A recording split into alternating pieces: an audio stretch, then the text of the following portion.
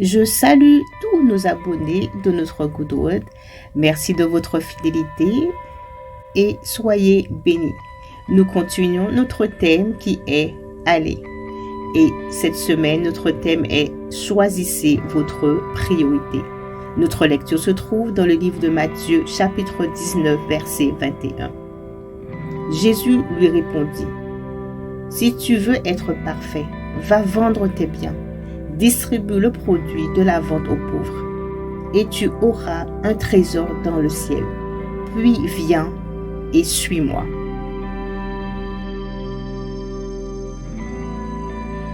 L'homme est naturellement attaché à ce qu'il gagne, surtout avec un effort minutieux, prêt à dire fièrement à tous que c'est par la sueur et le sang que tous ces biens ont été acquis. Mais est-ce que vendre tous vos biens vous rend vraiment parfait aux yeux de Dieu? Jésus s'adressait spécifiquement à un jeune homme pour lui dire qu'il sera parfait s'il donne tout ce qu'il possède aux pauvres. À première vue, c'est une tâche à accomplir pour être parfait. Il ne s'agissait pas de la perfection sur le plan humain et temporel, mais de révéler la manière d'être justifié et complet aux yeux de Dieu. Le verset ci-dessus n'est pas un commandement donné à tous les croyants. Cette remarque spécifique a été donnée spécialement à ce jeune homme qui prétendait être sans intérêt, ayant tout évalué, demandant à Dieu ce qui lui manquait encore. N'ayant jamais envisagé l'épreuve qui l'attendait, confiant dans toutes ses bonnes actions. Le but de cette démarche était de mettre en évidence l'aveuglement de ce jeune homme riche, démontrant que personne n'est assez bon, sauf Jésus qui est mort et a payé pour le péché de tous, couvrant le manque de bonté de l'humanité par sa bonté parfaite. Chaque croyant a-t-il besoin de vendre tout ce qu'il possède? Non. Vous devez prendre la responsabilité de prendre soin de vos besoins et de ceux de votre famille, afin de ne pas être un fardeau pour qui que ce soit. Même si l'on peut espérer ou penser être assez bon, vous ne pouvez pas vivre naturellement selon la norme de perfection de Dieu. Ce n'est que par la grâce, la puissance et la foi en Jésus que l'on peut être sauvé. Le jeune homme entendit cela. Il s'en alla affligé, car il possédait beaucoup de biens qu'il chérissait plus que sa relation avec Dieu.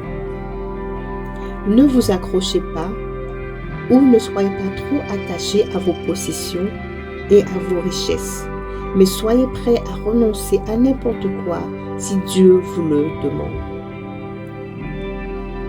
Ce genre d'attitude plaît à Dieu et vous aide à utiliser la richesse que Dieu vous a donnée de manière désintéressée. Nous allons maintenant passer à la section de la prière. Prions ensemble afin que le Seigneur nous aide à faire la priorité. Père Céleste, je suis si reconnaissant pour le sacrifice de Jésus qui me rend complet à tes yeux au nom de Jésus. Père Céleste, toi seul es parfait. Ô Seigneur, pardonne-moi de penser que mes actions me valideront. Je déclare humblement que tout ce que je fais est par ta grâce au nom de Jésus. Père Céleste, je déclare, je suis béni par ton dessein. Esprit Saint, conduis-moi à utiliser tout ce que Dieu m'a donné pour honorer son Saint-Nom au nom de Jésus. Et voici nos références pour notre texte. Actes chapitre 2, verset 45, Actes chapitre 4, verset 34 à 37. Nous allons passer à la section Pensée hebdomadaire. Cette portion de l'écriture du Good Word est là pour nous aider à nous examiner, à méditer sur la parole et à nous repositionner dans notre marche avec Dieu. Et voici la première question. Êtes-vous prêt à vous séparer d'un de vos biens le plus précieux? Sinon, pourquoi? Si oui, donnez un exemple. Et deuxièmement, Savez-vous que votre trésor le plus précieux est votre relation avec Dieu? Et troisièmement, choisissez votre priorité, car le bon disciple de Jésus-Christ obéit toujours à Dieu. Avant de terminer notre lecture du Good Word de cette semaine, je voudrais te lancer une invitation. Connais-tu le Seigneur?